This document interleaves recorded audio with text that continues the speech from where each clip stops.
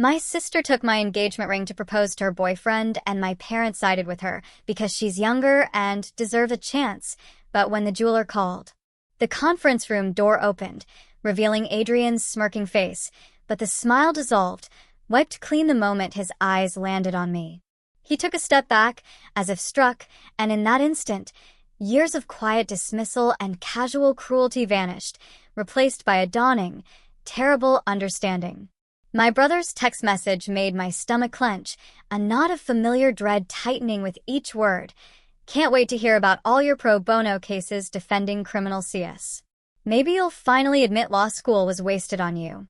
I'm Eliana, and my little brother has always had a talent for getting under my skin, for finding that one nerve and striking it with surgical precision.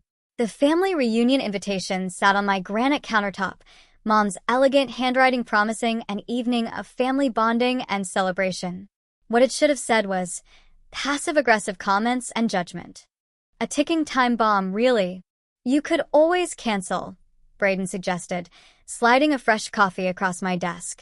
My colleague and closest friend at the firm had endured years of my family drama stories, and honestly, he deserved a medal. And give Adrian the satisfaction? Never. I took a sip of the coffee, savoring its bitter warmth, letting it ground me. Besides, Mom would never forgive me.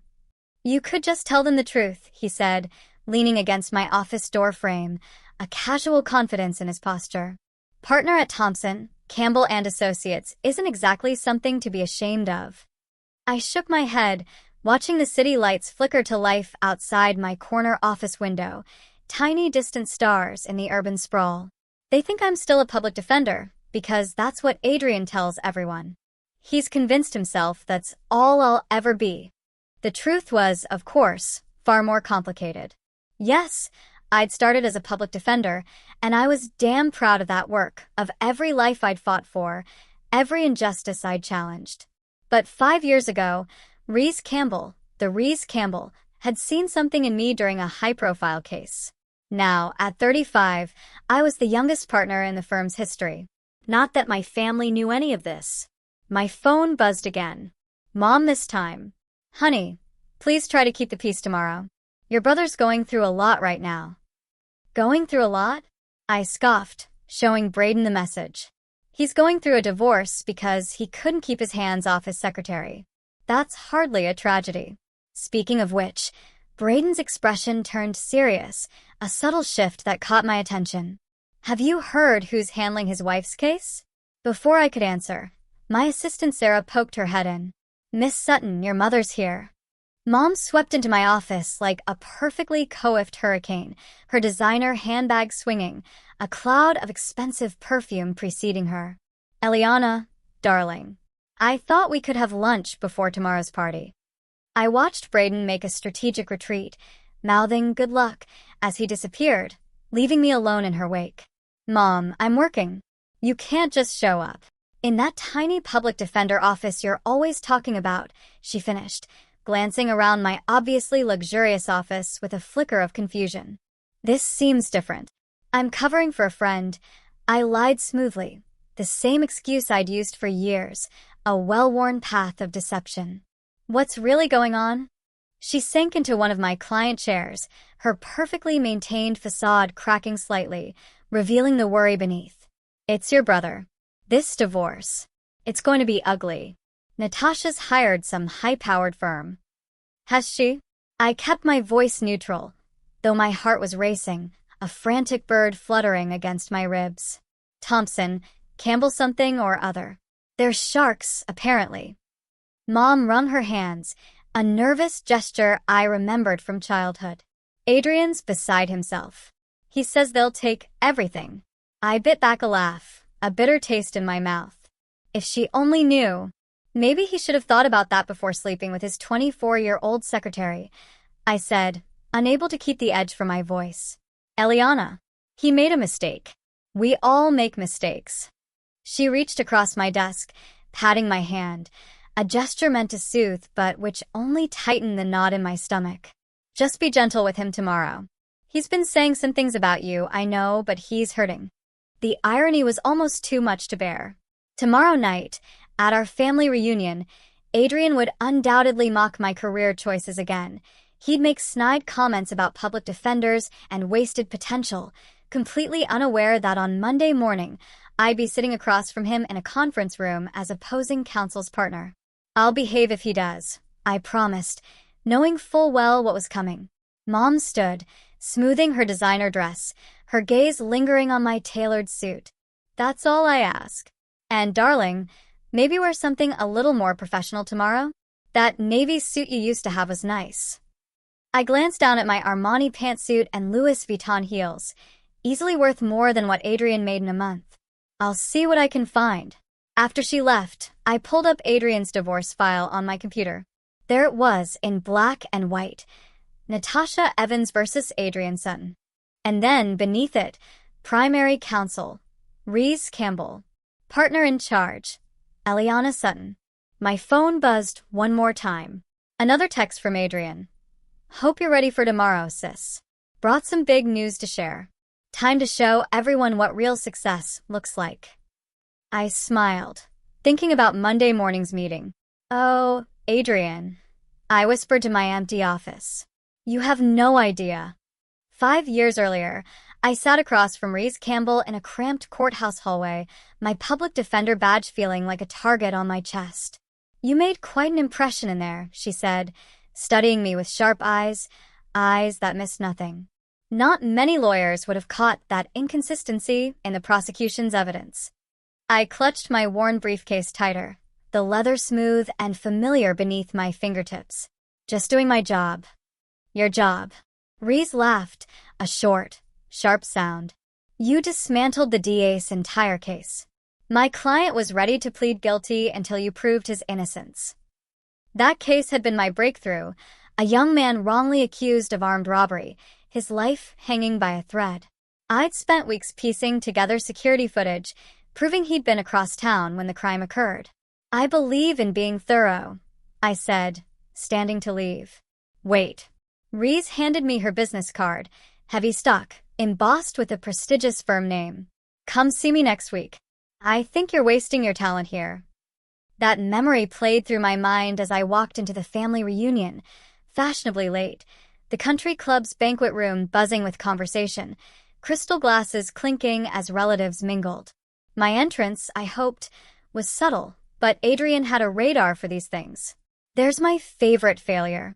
Adrian's voice boomed across the room. He was already 3 drinks in, his designer suit slightly rumpled, his tie askew.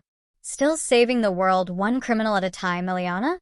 Adrian, I nodded coolly, accepting a glass of champagne from a passing server, the bubbles tickling my nose.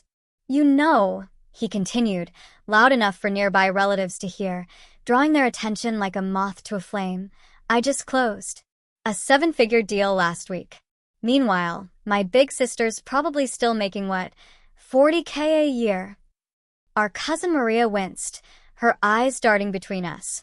Adrian, maybe we should. No. Let's hear about Eliana's noble sacrifice, he interrupted, cutting her off.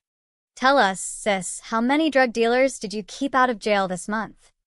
I took a deliberate sip of champagne, letting the moment stretch. Actually, I said, my voice calm, even, I've moved on from criminal defense. Oh. His eyebrows shot up, a flicker of genuine surprise in his eyes. Finally admitted defeat, have we? Before I could respond, Mom appeared between us, a worried crease between her perfectly sculpted brows. Children, please. Adrian, honey, maybe you should slow down on the drinks. I'm celebrating, Mom. He threw an arm around her shoulders, his grip a little too tight. Did you tell her my news? About the merger? I was just about to, Mom said, shooting me a warning look. Adrian's company is merging with. A commotion near the entrance cut her off. Heads turned as Braden burst into the room, tablet in hand, his face pale. He caught my eye and gestured urgently. Excuse me, I murmured, extracting myself from the family circle, a strange sense of foreboding settling over me. In the hallway, Braden thrust the tablet at me. You need to see this. The headline made my blood run cold, the stark black letters jumping out. Tech CEO Adrian Sutton's divorce takes ugly turn. insider trading allegations surface. It just broke, Braden said quietly, his voice barely a whisper. Natasha's claiming she has evidence he was trading on non-public information. Through the banquet room doors, I could hear Adrian's loud laughter, a booming, self-congratulatory sound. The merger is going to make us millions. To success. This changes everything, I said, scanning the article, my mind already racing, piecing together the implications. If these allegations are true, that's not just a divorce, Braden. That's not all. Braden swiped to another page, his finger hovering over a name. Look who's representing him. Jesus Thompson. The name jumped out at me, cold and familiar. The same Jesus Thompson who tried to poach my biggest client last year, who dismissed me as that public defender playing at corporate law. Perfect, I muttered, a grim satisfaction twisting in my gut. Just perfect. My phone vibrated. Reese calling. I answered on the first ring. Tell me you've seen the news, she said without preamble, her voice tight with urgency. I'm looking at it now. The insider trading allegations change everything, she finished, confirming my worst fears. Listen, Eliana, I know he's your brother, but this case just got a lot bigger. If you want to recuse yourself... No. My voice was firm, unwavering. I'm staying on. Through the doors, I could hear Adrian holding court, his voice booming. My sister. Oh, she means well, but some people just aren't cut out for the big leagues. Public defenders are important, I guess, but let's be honest, it's where lawyers go when they can't hack it in the real world. Braden touched my arm, his brow furrowed. You okay? I handed him back the tablet, straightening my shoulders, a sudden calm settling over me. You know what the funny thing is? 5 years ago, when Reese offered me the job, Adrian told me I'd never survive in corporate law. Said I didn't have the killer instinct. And here's the thing about people who constantly try to diminish you. Often, their attacks are less about your capabilities and more about their own deep-seated insecurities, a psychological projection of their fears onto you. And now he's about to find out just how wrong he was. I checked my phone. 3 missed calls from Mom. Monday morning's meeting should be interesting. Speaking of which, Braden grinned, a flash of mischief in his eyes. What are you going to wear? Something expensive, I said, pushing open the banquet room doors. Very, very expensive. Adrian's voice carried across the room. To my incredible success, and to my sister, bless her heart, still fighting the good fight in her little public defender office. I raised my glass in his direction, smiling. In less than 48 hours, his world would implode, and I would be there to watch it happen. Monday morning arrived with the weight of inevitability, a palpable hum of anticipation in the air.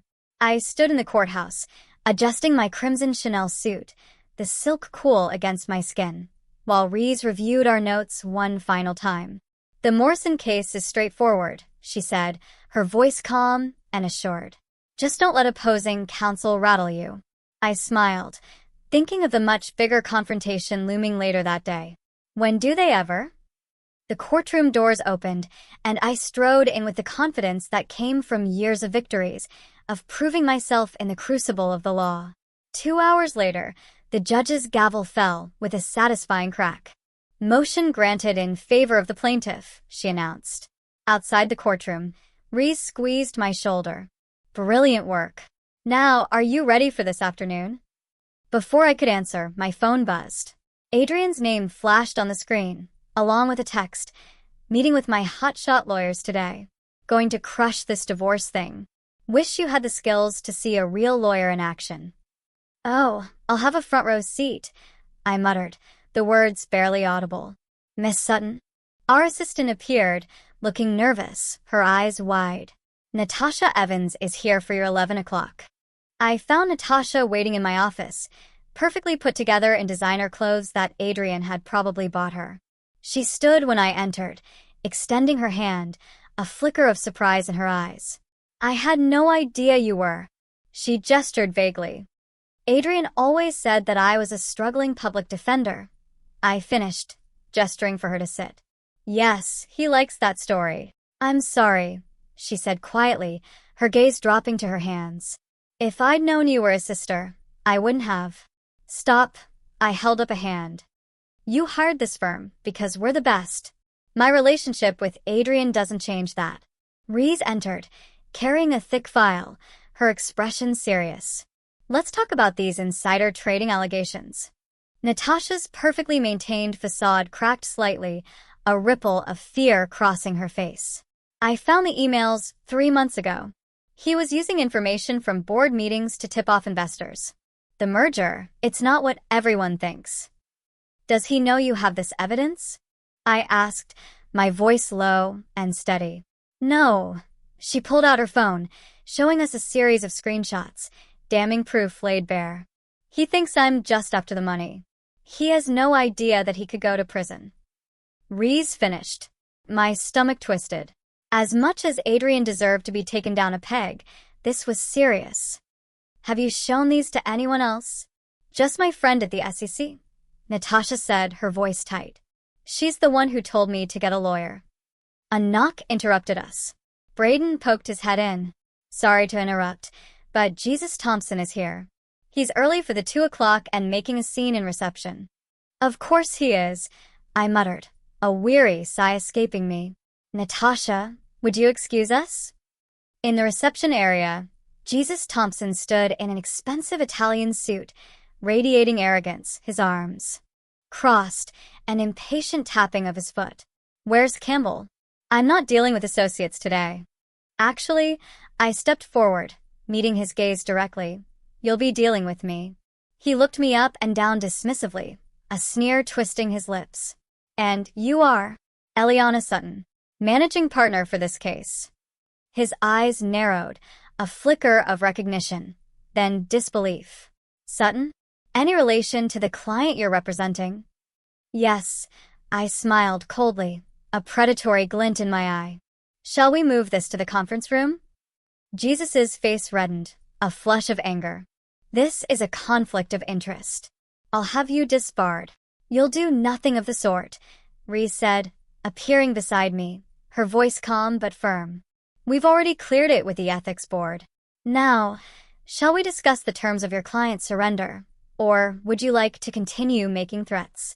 The elevator dinged. Adrian stepped out, his usual smirk freezing when he saw me. Eliana? He looked between me and Jesus, his eyes wide with confusion. What are you doing here? Working, I said simply, my voice devoid of emotion. Conference room 3 is this way. Adrian grabbed Jesus's arm, his voice a frantic whisper. What's going on? Why is my sister here? Because I turned to face him fully, my gaze unwavering. I'm the partner handling your wife's divorce case. Surprise. The color drained from his face, leaving it ashen, his jaw slack. But you're a public defender. No, Adrian, I said, the years of silent resentment fueling my words. I'm the lawyer you always claimed I couldn't be. I gestured to the conference room. Now, let's discuss those insider trading allegations, shall we? What allegations? He stumbled slightly, his voice rising in panic. This is ridiculous. Jesus, do something. Yeah, actually, Reese interjected, a dry note in her voice. Perhaps we should start with the evidence Natasha provided. The emails make for fascinating reading. Adrian's swagger evaporated, replaced by a dawning horror. Emails? What emails? I opened the conference room door, enjoying the way his hand shook as he reached for his phone. All will be explained. Please take a seat.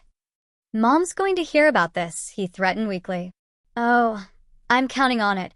I placed a thick folder on the table, the sound echoing in the silent room. Now, about those stock trades you made last quarter. The door closed behind us with a soft click, sealing Adrian's fate. For the first time in our lives, he looked at me with something new in his eyes. Fear. You can't do this to me. Adrian's voice cracked, raw with desperation, as he paced my office later that evening. I'm your brother. Exactly. I remained seated behind my desk, watching him unravel, his composure completely shattered.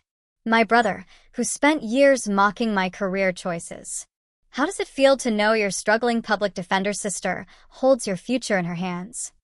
Mom called me 6 times during that meeting, he said, running his hands through his hair, a frantic gesture. What am I supposed to tell her? The truth might be refreshing. The door opened, and Braden entered with 2 cups of coffee, stopping short when he saw Adrian. Sorry, I didn't realize. No, stay, I said, accepting the coffee, its warmth a comfort. Adrian was just leaving. This isn't over, Adrian snapped, storming out, the door slamming shut behind him.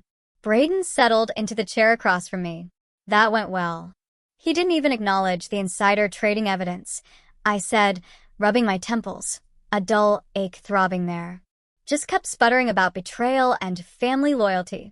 Speaking of family, Braden nodded toward my phone, which was lighting up with another call from Mom. I answered on speaker. Hi, Mom. Eliana Marie Sutton. Her voice filled the office, sharp and accusatory. How could you ambush your brother like this? He's devastated. Devastated that he got caught. I corrected. Did he tell you about the illegal stock trades? That's just business, she faltered. You don't understand how these things work. Actually, Mom, I understand perfectly. It's literally my job to understand. A job you never told us about. She paused, and I could picture her pacing her kitchen, her agitation clear even through the phone. All these years letting us think. Why didn't you tell us? Would it have mattered? Adrian made sure everyone saw me as a failure. You never questioned his version of events. That's not fair. No. What's not fair is watching my brother commit securities fraud while mocking my career choices. I caught Braden's supportive nod. The evidence is solid, Mom. He's in serious trouble. Then help him. You're his sister. I'm also an officer of the court. What he did was illegal. The line went quiet for a moment, punctuated by Mom's sharp breaths. Your father would be so disappointed in you. The words hit like a physical blow. An old wound reopened. Braden reached across the desk, but I waved him off. Dad taught us about integrity, I said quietly, my voice firm despite the pain. About doing what's right, even when it's hard. I wonder what he'd think about Adrian's choices. She hung up without responding. You okay? Braden asked. Before I could answer, my assistant Sarah buzzed in. Miss Sutton, Natasha Evans is here again. She says it's urgent. Natasha burst in before I could respond, clutching her phone, her face pale. He's threatening to expose my past. Says if I don't drop the case, he'll tell everyone about my DUI from college. Let me see, I said, taking her phone. Adrian's text messages were a desperate mix of threats and pleading. Drop the case or everyone learns about your mistake. Think about your reputation. I'll destroy you. Classic Adrian. I muttered, always attacking when he's cornered. Can he do this? Natasha's hands trembled. No, I said firmly. This is witness intimidation. We can add it to the pile. My phone buzzed again. Jesus Thompson calling. I put on speaker. Your brother's willing to deal, he said without preamble. Full financial settlement. Natasha gets what she wants. We just need the insider trading evidence destroyed. That's not happening, I replied. The SEC is already involved. Think about your family, Eliana. Once this goes public. Are you actually suggesting I commit a felony to help cover up another felony? I interrupted, my voice sharp. Careful, Jesus. That could get us both disbarred. He hung up with a curse. Braden leaned forward. What's your play here? I looked at Natasha, then back at the mounting evidence on my desk. We push forward. Adrian needs to learn actions have consequences. He'll never forgive you, Natasha said softly, her eyes filled with a weary understanding. Maybe. But I'll never forgive myself if I let him continue thinking he's above the law. My phone lit up with another text from Adrian. Final chance, sis. Back off or this gets ugly. You're not the only one with secrets. I showed it to Braden, who whistled low. He's desperate.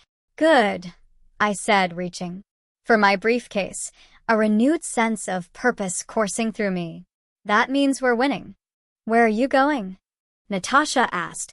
To see my mother. I stood, straightening my jacket. It's time she learned who her children really are. As I headed for the elevator, Braden called after me. What if Adrian's right? What if this destroys your family? I turned back, thinking of all the years of mockery, the dismissive comments, the constant belittling of my choices. Some things, I said quietly, need to be destroyed before they can be rebuilt. The elevator doors closed, and I steeled myself for the confrontation ahead. Adrian had always accused me of lacking killer instinct. He was about to learn just how wrong he'd been. The pre-settlement conference room felt like a pressure cooker, the air thick with unspoken tension. Adrian sat across the table, flanked by Jesus and another attorney I didn't recognize, a nervous-looking man named Paul. His usual swagger was gone, replaced by dark circles under his eyes and a slightly rumpled collar. Before we begin, Jesus announced, his voice attempting a confident tone, my client has prepared a statement. Save it. Reese cut in, her voice crisp and authoritative. We're here to discuss numbers and criminal liability. Adrian's head snapped up, his eyes wide. Criminal liability? This is a divorce settlement. It was, I said, sliding a folder across the table, the manila crisp against the polished wood, until we found these. Paul opened the folder and blanched, his face losing all color. Mr. Thompson, a word? They huddled in whispered conversation while Adrian stared at me, his face a terrifying mix of anger and fear. What did you give them? Everything, Natasha answered from beside me, her voice clear and strong. The emails, the phone records, the offshore accounts. You vindictive bitch. Choose your next words carefully. I interrupted, my gaze fixed on Adrian. They're being recorded. Jesus returned to the table, his confidence visibly shaken. We need to discuss parameters. Parameters? Reese laughed, a short, sharp sound. Your client committed securities fraud. The SEC has been notified. The only parameters we're discussing are how much prison time he's facing. Prison. Adrian's voice cracked, a sound of pure terror. Eliana, you can't be serious. We're family. Funny how you only remember that when you need something. The door opened, and my assistant entered with a note. I read it and felt my stomach drop. Mom's in the lobby, I announced. She's demanding to be let in. Adrian's face lit up with hope, a desperate flicker in his eyes. Yes. Let her in. She'll talk sense into you. I nodded to my assistant, and moments later, Mom swept in, wearing her best fixing things outfit. This has gone far enough, she declared, her voice ringing with authority. Eliana, you're dropping this case immediately. Actually, Reese interjected, stepping forward. She's not. And who are you two? I'm the founding partner of this firm. Reese stood, her posture regal. And your daughter is one of our most valuable partners. She's not going anywhere. Mom's perfectly maintained facade cracked slightly, her eyes wide with surprise. Partner? Surprise, I said dryly. Turns out the struggling public defender did okay for herself. But Mom sank into an empty chair, looking utterly bewildered. All this time, I confirmed. I let Adrian spin his little narrative because it was easier than fighting it. But now, I turned to my brother, my gaze unwavering. Now you've crossed a line that family can't fix. The SEC will be here in minutes, Reese added, her voice calm, professional. Last chance for a deal. Jesus leaned over to whisper in Adrian's ear. My brother's face went through a rapid series of emotions before settling on defeat, his shoulders slumping. What are your terms? He asked quietly, his voice hollow. Full financial disclosure, I began. Natasha gets 70% of all assets. You admit to the insider trading, cooperate with the SEC investigation, and take whatever plea deal they offer. That's insane, Mom protested. Adrian, don't you dare. Mom. Adrian's voice was hollow, defeated. Stop. She has everything. The emails, the trades, the shell companies. She has it all. But she's your sister. She can't testify against you. That's spousal privilege. Mom. I corrected her gently, the legal reality stark. Siblings can absolutely testify against each other. And I will. The room fell silent, the only sound the ticking of the wall clock. Finally, Adrian reached for the settlement papers with a shaking hand. "You've won," he said, not meeting my eyes. "You've finally proven you're better than me." "This was never about being better than you," I replied, my voice soft but firm. "It was about being better than what you thought I was." He signed the papers without another word. Mom started crying quietly, her sobs muffled by her hands. "The SEC agents will want to speak with you next," Reese informed him. "I suggest you cooperate fully. It might mean the difference between 5 years and 10. Adrian stood on unsteady legs. "I need some air before they arrive." "Don't even think about running," Jesus warned. "It'll only make things worse." As Adrian headed for the door, he paused beside my chair. "For what it's worth," he said softly, his voice barely a whisper, "I was wrong about you. You're not just a killer lawyer. You're ruthless." "No," I corrected him, my gaze unwavering. "I'm just not afraid of you anymore." He nodded once and left. Mom followed, pausing only to say, "I hope this was worth destroying our family." After they were gone, Natasha touched my arm. "Thank you for everything." I watched through the conference room windows as Adrian waited by the elevators, shoulders slumped, his whole world crumbling around him. The brother who had tormented me for years now looked small and broken. "You okay?" Reese asked quietly. "Ask me again when this is over," I replied, gathering my papers. "The SEC will be here soon. Let's finish this." The elevator dinged, and I watched Adrian step inside, disappearing behind closing doors. It felt like the end of something, but also, maybe, the beginning of something else. Something true. The news broke on a Tuesday morning. Tech CEO faces securities fraud charges splashed across every financial website, accompanied by Adrian's corporate headshot, his usual confident smile now seeming like a cruel joke. My phone hadn't stopped buzzing since dawn. "Your brother's asking to see you," Braden said, appearing in my doorway. "He's in the building's lobby." I found Adrian sitting alone on a leather bench, looking like he'd aged 10 years overnight.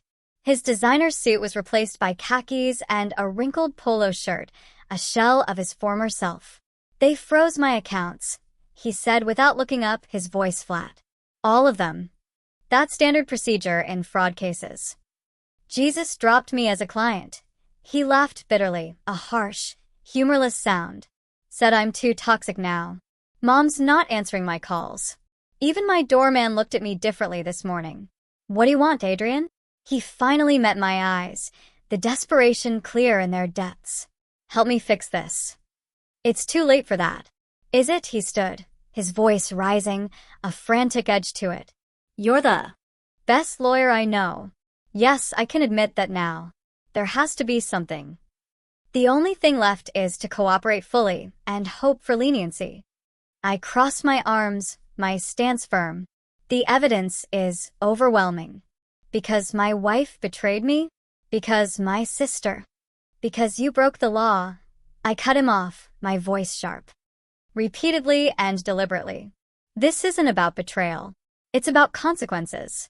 The lobby security guard was watching us nervously. Adrian noticed and deflated slightly.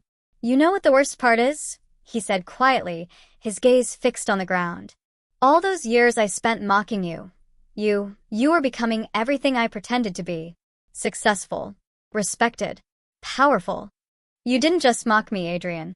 You actively tried to diminish me. Every family gathering, every holiday, every chance you got. Because I was jealous." The words exploded out of him, echoing through the lobby, raw and unbidden. "You were always the smart one, the driven one, Dad's favorite. Dad's been gone for 15 years, Adrian. Nah. And you're still trying to make him proud while I'm—" He gestured vaguely at himself, a self-deprecating wave of his hand. "This." The elevator dinged, and Reese stepped out, followed by 2 SEC agents I recognized from yesterday's interviews. "Mr. Sutton," one of them called. "We have some follow-up questions." Adrian's shoulders slumped. "I suppose this is karma." "No," I said. "This is justice. There's a difference." Miss Sutton, the other agent nodded to me. We'll need to speak with you as well. Of course. I turned back to Adrian. Get a good criminal defense attorney. Not a flashy one. A competent one. I can recommend several. You're still looking out for me, he said wonderingly. After everything? You're still my brother. That doesn't mean I'll save you from your own choices. The agents led Adrian toward a conference room, but he paused at the door. Hey, Eliana. Remember when we were kids and I pushed you off your bike? You said I'd never learn to ride it anyway, but you did. The next day you got right back on. I should have known then that you'd always prove me wrong. The conference room door closed behind him and Reese appeared at my side. Your mother's giving interviews, she said softly, claiming you manipulated the evidence to destroy your brother. Of course she is. I checked my phone. 5 missed calls from Mom and a text. How could you do this to our family? The partners want to release a statement. Reese continued. Show our support for you. No. I watched through the glass as Adrian slumped in his chair, answering the agent's questions. Let the evidence speak for itself. My phone buzzed again. Natasha this time. Just saw the news. Are you okay? Before I could respond, the elevator opened, and Jesus Thompson strode out, heading straight for me. You've made a powerful enemy, he growled, threatening opposing counsel. I raised an eyebrow. That's a bold choice for someone facing potential conspiracy charges. His face reddened. I had no knowledge of. Save it for the ethics board, Reese interrupted, stepping in front of me. I believe they're very interested in your involvement. Jesus stormed off, nearly colliding with Braden, who was approaching with coffee. Your mom's on line 1, he said, handing me a cup. Again. Let it ring. I watched Adrian through the conference room window, remembering all the times he'd torn me down, all the years of subtle and not-so-subtle jabs. Was it worth it? Braden asked quietly. In the conference room, Adrian buried his face in his hands as the agents presented more evidence. Through the glass, I could see his shoulders shaking. Ask me in 10 years, I replied, turning away from the window. Right now, I have work to do. My phone buzzed one final time. A text from Mom. Your father would be ashamed. I typed back 3 words before silencing my phone. No, he wouldn't. Then I straightened my jacket and headed back to my office, leaving my brother to face the consequences of his choices, just as I had faced mine all those years ago. The courtroom fell silent as I approached the podium, the hushed anticipation a tangible presence. Adrian sat at the defendant's table, his new attorney, a competent, no-nonsense woman named Rachel, beside him. 3 months had passed since the scandal broke, and today would determine his fate. Your Honor, I began, my voice resonating with clarity. I'm here today not as the defendant's sister, but as counsel for Natasha Evans, whose divorce settlement is intrinsically linked to the criminal proceedings. The judge nodded. Proceed, Miss Sutton. The evidence before you shows a clear pattern of securities fraud spanning 3 years. I gestured to the exhibits displayed on the courtroom screens, damning proof for all to see. Mr. Sutton didn't just break the law, he built his entire business model around breaking it. Adrian wouldn't meet my eyes. Mom sat in the back row, clutching her designer handbag like a shield, her face drawn. The defense claims these were isolated incidents. I continued. Mistakes made under pressure. The evidence tells a different story. Rachel stood. Objection, Your Honor. Counsel is editorializing. Overruled. The judge announced, her voice firm. Continue, Miss Sutton. I pulled up the email chain that had started everything. This exchange from March clearly shows premeditation. Quote, the board doesn't know yet. By now, before the announcement. Delete this email. Unquote. Adrian flinched. In the gallery, I heard Mom's sharp intake of breath.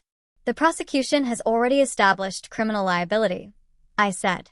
I'm here to ensure that the civil penalties reflect the scope of the damage. My client's entire marriage was built on fraudulent gains, Your Honor. Your Honor, Rachel interrupted, her voice sharp. Miss Sutton's personal relationship with the defendant creates an obvious conflict, which was reviewed and approved by the ethics board. I countered, not missing a beat. My relationship with the defendant gives me unique insight into the pattern of deception. The judge leaned forward. Are you prepared to testify to that effect, Miss Sutton? I am. I turned to face Adrian directly, my gaze unwavering. For years, I watched my brother manipulate facts to serve his narrative. He convinced our entire family I was a failure while he committed federal crimes.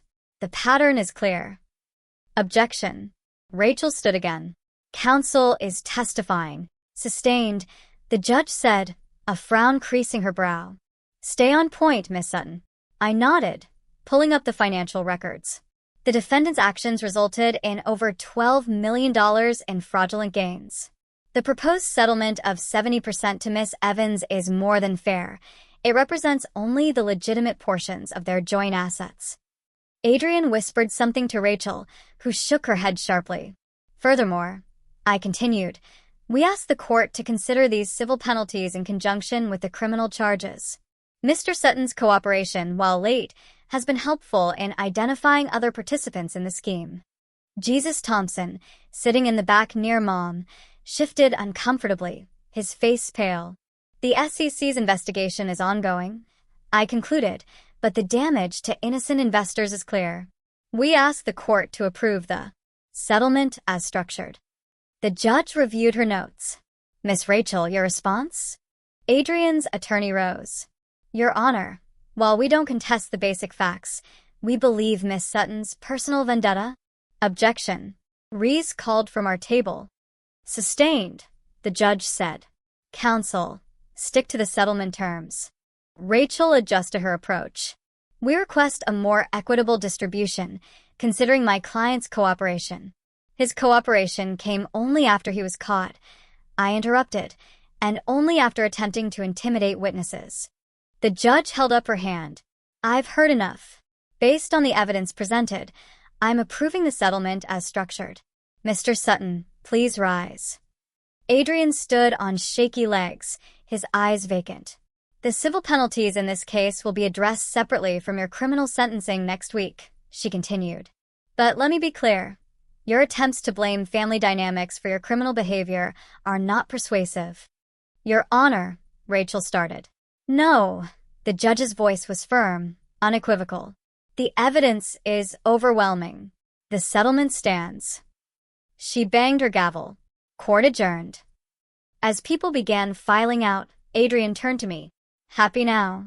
No, I replied honestly, the word hanging in the air. But it's done. Mom approached, her face tight with anger. I hope you're satisfied. Destroying your brother's life for some petty revenge. Mom, Adrian's voice was tired, devoid of its usual bluster. Stop. She didn't destroy anything. I did this to myself. His admission seemed to shock her into silence. Rees appeared at my elbow. SEC wants to talk to us about Thompson's involvement. I nodded, gathering my files. As I turned to leave, Adrian called after me. Hey, sis. His voice cracked slightly. Remember when we were kids and you wanted to be a superhero? What about it? You said you wanted to fight for justice, he smiled sadly. Guess you got your wish. I watched as the bailiff led him away, Mom trailing behind them, still clutching her handbag. The courtroom emptied until only Rees and I remained. You okay? She asked. Ask me after his criminal sentencing next week. I straightened my jacket. Right now, we have more work to do. We walked out together, leaving behind the echoes of family bonds broken and reformed in the pursuit of justice. Sometimes I realized being a hero meant making the hardest choices, even when they hurt the ones we love. The prison visiting room smelled of industrial cleaner and stale coffee, a sterile, unforgiving scent that clung to everything. Adrian sat across from me in his beige jumpsuit, looking smaller than I remembered. 3 years into his 5-year sentence, this was only our second visit. You cut your hair, he said by way of greeting, a faint smile playing on his lips. You grew a beard. I gestured to his face. It suits you. Not much choice in here, he fidgeted with his sleeve, a nervous habit. Thanks for coming. I wasn't sure you would. Your letter was convincing. He nodded, glancing around the room where other inmates visited with family, the low hum of conversation filling the space. Mom finally stopped sending money to my commissary account. I know, I said. She called me about it. Really? His eyebrows shot up, a flicker of surprise. You two are talking again? We had lunch last week. I smiled slightly. She admitted she might have been wrong about a few things. Adrian leaned forward, lowering his voice, a conspiratorial whisper. Is it true what I heard about Jesus Thompson? 15 years? 17? Turns out he was running schemes with half a dozen other clients. Your cooperation helped bring that to light. Karma's A. He muttered, then caught himself. Sorry. I'm trying to be better about everything. The prison therapist you mentioned in your letter, she's helping. Dr. Chun, he nodded. She's the one who suggested I reach out to you. Said I needed to stop blaming others for my choices. A guard walked past, his boots echoing on the concrete floor, and we fell silent until he passed. I saw your name in the paper, Adrian said. That big civil rights case you won. You're following my cases? Everyone I can find. He smiled weakly, a genuine smile this time. Turns out the prison library gets all the major papers. I've become quite the legal scholar. Better late than never, yeah. He rubbed his face, a weariness settling into his features. Listen, I've been practicing what to say to you for months. Can I just? I nodded. I was jealous, he said simply, the admission raw and vulnerable. Not just of your success, but of your integrity. You knew who you were, what you stood for. I was so busy trying to look successful that I forgot to actually be good at anything real. What I did was wrong. Not just the fraud, but how I treated you. All those years of putting you down, making you feel small. I did it because I felt small. And I'm sorry. The words hung between us, heavy with decades of history, an unspoken truth finally given voice. Natasha got remarried. I said finally, changing the subject, letting the apology settle. I know. To that kindergarten teacher, he smiled genuinely. Good for her. She deserves to be happy. A bell rang, signaling the end of visiting hours. Before you go, Adrian said quickly, his eyes wide. I have something for you. He pulled a folded paper from his pocket, made it in the woodshop here. It was a carefully drawn blueprint for a bicycle, the same model I'd learned to ride on after he pushed me off. Thought maybe, he hesitated, his gaze searching mine. Maybe when I get out, I could build one for your kid? I stared at him. How did you know I was? Mom mentioned you've been sick in the mornings, he shrugged, a hint of his old mischievous self in his eyes. I can do math. I haven't told anyone at work yet. Secret's safe with me. He stood as the guard approached. For what it's worth, you're going to be an amazing mother. You always were better at taking care of people than I was. I tucked the blueprint into my bag, the paper surprisingly soft. You know, they have a law library here. Yeah, could always use some pro bono help with research, if you're interested. His face lit up. Really? You said you're following my cases. Might as well make yourself useful. The guard cleared his throat. Time's up. Adrian nodded. Thank you for coming. For listening. For everything. That's what big sisters do. No, he said seriously, his eyes meeting mine. A newfound maturity in their depths. That's what people do. I'm just sorry it took me so long to see that. As I gathered my things, he called after me.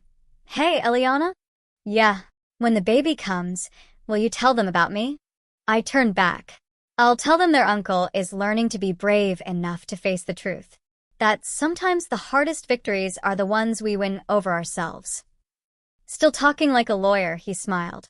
Still your sister, I replied, walking out of the prison. I placed a hand on my stomach, thinking about cycles breaking and new beginnings. My phone buzzed, Braden reminding me about tomorrow's deposition. The world of justice and consequences continued turning, but something had shifted, like a broken bone finally setting right. It wasn't forgiveness, exactly, but understanding. Sometimes, that's enough of a victory to build a future on. I took one last look at the prison before getting in my car. The blueprint in my bag felt like a promise, not of perfection, but of possibility. Sometimes that's all any of us can ask for. That, and the courage to keep pedaling forward, no matter how many times we fall. How do we decide when a personal relationship is so toxic that severing ties, even with family, becomes an act of self-preservation? And at what point does our pursuit of justice for ourselves or others cross into retribution?